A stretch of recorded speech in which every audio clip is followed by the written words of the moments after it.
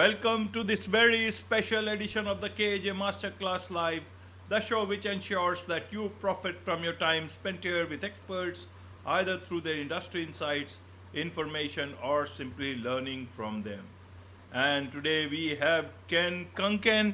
He is a quadriplegic who became a successful lawyer and father of triplets. He turned around his injury, his life altering injury, into a catalyst for achievement, breaking barriers, and inspiring others. Welcome to the show, Ken. Thank you very much, and thank you for having me as a guest. You are welcome. Welcome to the show, Ken. Welcome to India in this online form. And I'm sure not just in India, but a lot of people across the globe will benefit from what we are going to talk right now. We'll be talking about triumph over adversity, what it takes to achieve that, do that, which you have done in your life. So we'll come to that. And before that, let's understand a bit about your background, your story, so that people know who they are listening to. Okay. In 1970, when I was 20 years old, I broke my neck and severely damaged my spinal cord playing in a college football game at Cornell University in upstate New York State. And at that time, I lost almost all movement in my body. I have just a little bit of movement in my left arm. And on my right side of my body, I could just shrug my shoulder a bit. So instantly, I became paralyzed, and I spent the next 9 months and 20 days in various hospitals and rehabilitation centers. And while I was in the rehabilitation center, it seemed like the best the medical personnel thought that I would ever be able to do would be to someday sell magazine subscriptions over the telephone. And while at that time I couldn't even dial a telephone or take notes or write anything, I was determined to do more than that. Now, this was before laptop computers, and it was very difficult basically to do anything physically on my own. I needed help doing virtually everything. But I knew in order for me to have any chance of being successful, I had to make the most of my mental abilities. I knew that I needed to return to school and get the best education possible. So, 11 days after I was discharged from the hospital, I traveled 250 miles away from my home and family. And with the aid of a personal care attendant, I resumed my studies at Cornell University. Now, at this time, this was before college campuses were made wheelchair accessible. Virtually every building at Cornell had steps in front of it, and there was not one ramp or curb cut on the entire campus. On my first day of classes, I had to be either pulled up or bounced down close to 100 steps. But with the aid of my personal care attendants and with help from my classmates, I completed my junior and senior year in college during those next 2 years, and I became the first quadriplegic ever to graduate from Cornell. But after graduating, industrial engineering just didn't seem like a viable field for me. I knew that what I really wanted to do was to work with and help people, particularly people who were experiencing challenges in their life and people that knew they had to work extra hard to overcome adversity in their life. So I changed my career goal and pursued a career in counseling. And I stayed at Cornell and I earned my Master of Arts degree in counseling and student personnel administration. And then to increase my counseling credentials, I went to Columbia University, where I earned my second master's degree. This one was in psychological counseling and rehabilitation. And I decided to look for a job in the rehabilitation counseling field. And initially, no one would hire me. Everyone felt I was just too disabled to work. And finally, after a year of looking for a job, I found one organization willing me to give me the chance to show what I can do. And that organization was called Abilities Incorporated, which was part of what was then called the Human Resources Center, and it's now called the the Starty. They're located here on Long Island, and they hired me to work at vocational rehabilitation. And while there, I provided vocational placement counseling to other individuals with severe disabilities. And I often spoke at conferences and before groups and organizations on the topics of non-discrimination and affirmative action for people with disabilities. And quite frankly, I'd be asked questions after my talks. And while I do my best to answer those questions, I was always careful to caution the questioners that they should really speak with a lawyer about their concerns. And I guess it didn't take long before I started to think, there's no reason why I can't become that lawyer. So I left my job and went to Hofstra University's law school. And upon graduation, I went to work as an assistant district attorney here in Long Island. And what happened was I had done an internship while I was in law school there, and I found a new way that I could help people and serve the community. So I decided to go to work for them as an assistant district attorney, and I worked there for more than 40 years. Wonderful, wonderful, Ken. So I want to understand uh, what motivated you to make it a wonderful life for yourself. What is it? How did you? Because normally a person will be resigned to his or her fate, but you wanted to move on from one thing to another, higher and higher. Well, obviously, I was very depressed after my injury, as I know most people are when they receive an injury such as myself. But I was very fortunate that I had a very encouraging, loving, and supportive family and friends who encouraged me to go on. They told me 20 years old when I was injured is certainly way too young to give up on life. They encouraged me that they said there's still a lot I could do. I still had my mind to work with, and they felt I could do a lot with my life and help a lot of other people in the process. And they basically assured me that they would act as my arms and legs to enable me to do everything I wanted to do in my life with their help. And they didn't want me to miss out on anything. So I owe it all to my family and friends. What were the reasons that helped me accomplish all the things that I did?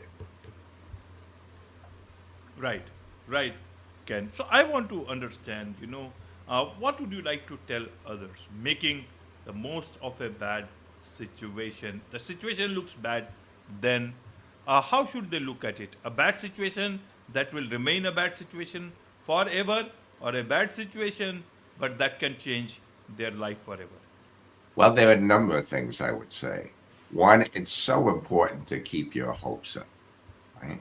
While things may look darkest at the time, there's hopefully going to be a light at the end of a long tunnel. So it's so important to keep your hope and your expectations high. And that's the next thing I want to discuss, expectations. One of the things that really bothered me when I was undergoing my rehab is that the expectations for what I could do from the medical personnel's perspective seemed to be very low. And I saw that other patients in the rehab center didn't seem to be doing much with their lives. And a lot of that, I think, was because the doctors, nurses, and therapists had very low expectations for them as well. And it's so important to keep your expectations high for yourself as well as for others, because people's performance often rises and falls based upon what others expect of them. So it's so important to keep those expectations high. You need to believe in yourself and believe that you can accomplish anything that you set your mind to. Right, right, Ken. So you talk about, that's what I'm talking of, expectations, high expectations for yourself as well as others. How do you do that? Means in today's time, many a times, people will say manage your expectations. Most of the things people will say, keep your expectations in check.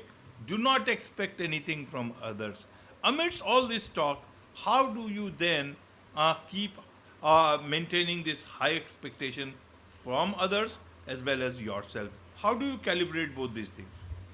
Well, certainly you need to be realistic. But just because something has not been done before doesn't mean you cannot do it now. You need to believe in yourself.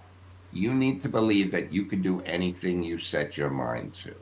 And when you look into various options, you need to examine where your abilities lie, where your strengths lie, where your weaknesses are, and what you can do to overcome your weaknesses and make the most of your strengths. As for me, obviously my weaknesses lied in my physical ability now, and my strengths lied in my mental ability. So I knew that it was important for me to get the best education possible. And I knew that you've got to build up your self confidence. You've got to believe in yourself that you can do so many things with your life that most people never dreamed would be possible. So it's so important to keep your expectations high and your hopes high. You need to believe in yourself. Hopefully, you can encourage other people to believe in you as well, to give you the opportunity to show what you can do. Because I know it was so frustrating when I knew I'd be qualified to do a job, and I had difficulty convincing others to give me the chance to show what I could do. Right, right, Ken. So the challenges that you faced, it was because of the difficulties that you had, because of the a problem you were facing. And what about the challenges created by others' perception, understanding of this whole disability thing? How would you like to explain that in terms of society that we are in? And also then, as an individual who is looking at or facing or finding his or her way out of all these things, how should they manage when others' perceptions are still, that needs a lot of correction? Well, anytime somebody sees somebody that looks different from them, they often assume that because you're different, you cannot do the same things that they do, that you do not believe in the same things they do, or that you may not have the same work ethic that they do. Everybody needs to look at somebody as an individual and give them the opportunity to show you what type of person they are and what they can do. And if there are certain obstacles in the way that can be removed, such as in my case, steps, and replace it with a ramp, try and keep your mind open as to what people can do if you just make a reasonable accommodation to their disabilities. There is so much you could do. And I think people have found that when you give somebody with a disability a chance to show what they can do, they're often the most loyal, dedicated, devoted people and employees that you could ever hope to have. And they're also some of the most hardworking people because people with the disabilities have had to decide and find for themselves the best ways of meeting challenges and overcoming obstacles. And they can put that to work in any type of job that they obtain. They have that type of motivation and innovation to be creative. Wonderful, wonderful, Ken. Tell us a bit about your life as a trial attorney. How was your life as a attorney? And as a trial attorney, why did you choose this particular line? That's a good question. I decided to be a trial attorney for a number of reasons. One, my older brother was a trial attorney, although he worked on the other side of the aisle. He was a defense attorney in criminal cases. I became a prosecutor. But I used to watch him in court and think, one, it looked interesting, but two, it was mostly using your verbal skills. And that's what I knew I needed to maximize since I couldn't use my physical abilities to do what was necessary, say, whether it be research or writing, but I could still talk with people and I could still persuade people. So I knew that's what I needed to concentrate on. And one of the difficulties I found is after going to law school and participating in a training program when I started working in the DA's office, I went to court my first day and I couldn't even fit through the swinging doorways in the courtroom. They were too narrow to allow me to get through in my electric wheelchair. But eventually, with some modifications, I was able to do a lot of trial work. And soon after I started doing trial work, I was approached by a defense attorney who told me he overheard some of the prisoners talking about me in the pens behind the courtroom. And they were saying I was a really tough assistant district attorney. And they hoped they didn't get the guy in the wheelchair as their prosecutor. So I developed a reputation as being a very strong and persuasive advocate for the people, right? For the people of Nassau County, the state of New York, where I lived. Now, I was fortunate that I have a very good memory. And I obviously needed to rely on my memory a lot since I couldn't take notes.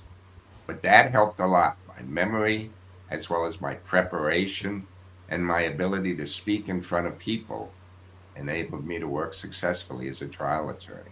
In fact, not only did I work as a trial attorney, I received so much good feedback that I was promoted a number of times to not only increase my responsibilities, but eventually I was promoted to become one of the deputy bureau chiefs of our office, where I was helping supervise more than 25 other assistant district attorneys.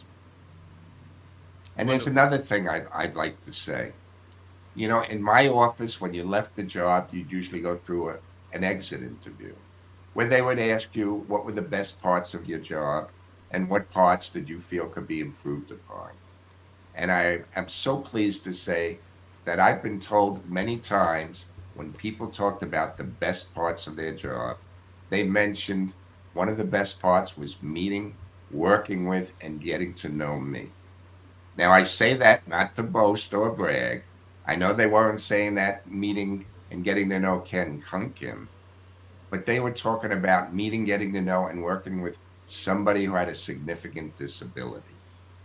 Because other than maybe coming in contact with a relative who has a significant disability, most people do not see on a daily basis or work with on a daily basis others that have a significant disability. And I think they were happy to see that not only did I usually maintain a positive attitude, right, and a positive outlook on life, but also that I was a hard worker. And working with me did not mean any additional work for them. In fact, I often was doing more work than many of my colleagues. And I think that was a revelation. And in fact, when I left my job, the district attorney's office decided to name an award after me, the Kenneth Kunken Award, that they're now presenting annually to the outstanding assistant district attorney who displays my work ethic. They wanted to honor the person who best displayed the work ethic of the person with a significant disability. I think that says a lot about hiring somebody with a disability. Wonderful, wonderful. And so let's come to your book. Uh, after this, I dream of things that never were. The Ken Kunken story. When did the idea of this book come to you? You know, when I was originally initially hurt, a relative's friend, a friend of a relative, visited me in the hospital and suggested I write a book. One, he thought it may help me deal with the depression I was going through at the time. But two, he thought it could be interesting to others to read what is entailed with an injury such as mine, physically, as well as what it means to go through the rehabilitation process and to have to deal with doctors, nurses, and therapists on a daily basis. And then what you're going to do with your life after that. And while I was in the hospital, I had the opportunity to testify before a United States Senate Health Subcommittee chaired by Senator Edward Kennedy. And it was about injuries such as mine and insurance coverage. And after my testimony, Senator Kennedy sent me a glass paperweight in the mail that had an inscription on it that meant a lot to me. The words on that inscription meant so much to me. The inscription read, "Some men see things as they are and say why. I dream of things that never were and say why not." That's where I got the title of my book, I Dream of Things That Never Were. I started writing my book while I was still in the hospital. I'd start and stop and start and stop over the years.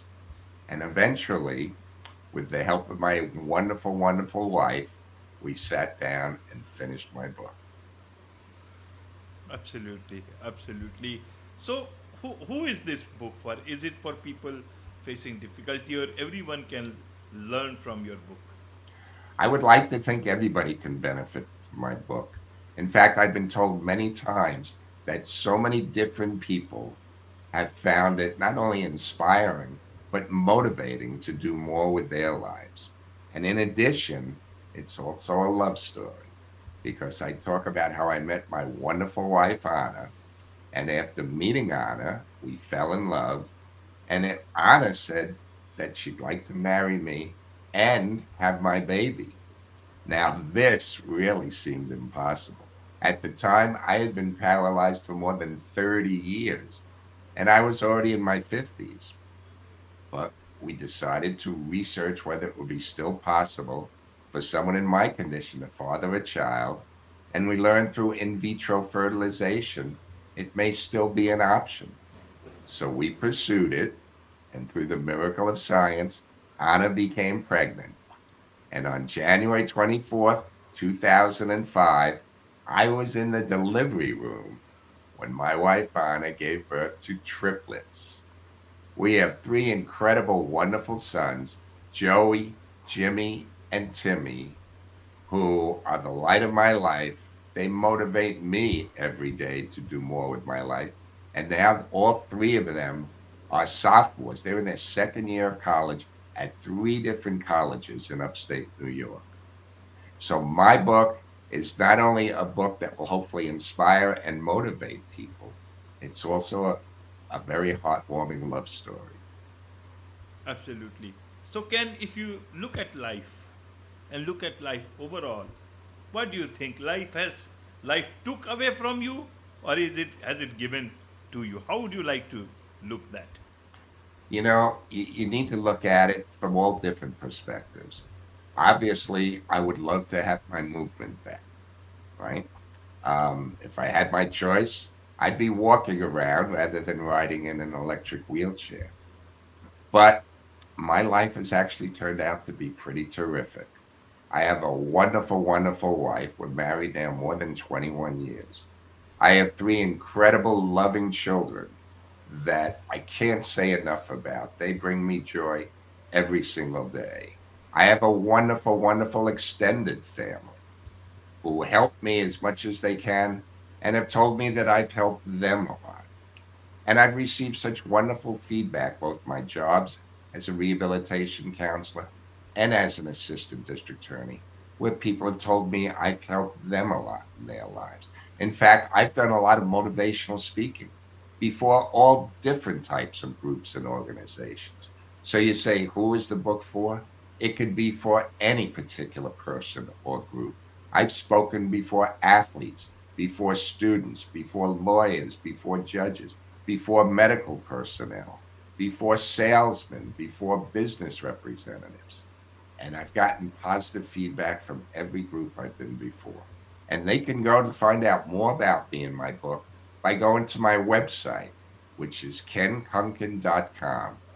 And they can see the best way to order my book on the website. Wonderful, wonderful, Ken. So, in terms of when we look out at our lives, generally, even people who are very good position, so much is centered around self, and then you later on you look at life differently, understand it, and perhaps regret that you should have done for others also. What would you like to tell, people who can, or for everyone, about the importance of giving back and helping others? Following my injury, I was so depressed for so long a period of time. It's difficult to think back on those years. But what really helped me get out of my depression was when I was finally able to help others. It was very difficult always receiving help, which I was very grateful for, and feeling guilty that I was getting so much help without giving some back. And when I finally had the opportunity to work at what is now called the Viscardi Center and help others, it made me feel incredibly better about my own life. It increased my feelings of self esteem, of self worth, of self confidence, and it made a huge difference in my life. And now, being a family man and raising a family, it's just been an incredible, incredible journey to go through the process I went through and get to the point I am. And I always felt bad when I received so much help and couldn't give back, including help from my relatives that I know did it selflessly and were never looking for help in return. But the fact that I'm now able to help others just brings me a great deal of pleasure and joy. And I encourage others to feel that same pleasure and joy. Do everything you possibly can to make not only your life better, but the lives of those around you better as well. Wonderful. So there's so much to learn from you about your life, about the life the way you lived, and the way you left an impression and inspired others. So, what is the best way for people to connect with you, Ken? Well, the best way would be to go to my website, which is kenkunken.com. That'll tell you how to get in touch with me, as well as how to purchase the book, as well as to learn more about me and what I've done with my life. I would say that would be the best way. And obviously, read my book, and that will tell you an awful lot about so many different topics.